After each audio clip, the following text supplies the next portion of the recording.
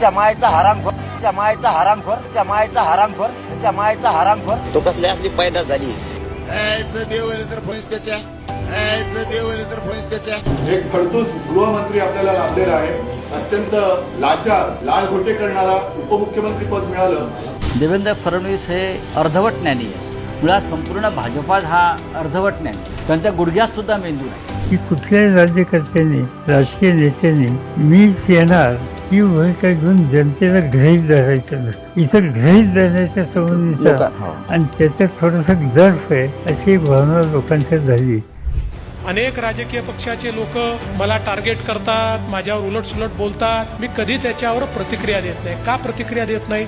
इतिहास शिव्यांना लक्षात ठेवत, इतिहासात कर्तृत्वाला लक्षात ठेवतो. कोणाचं वाटायलाही जात नाही, कोणाचं वाईटही चिंतत नाही, कोणाला त्रासही देत नाही. माझ्या पूर्ण आयुष्यातून बघा.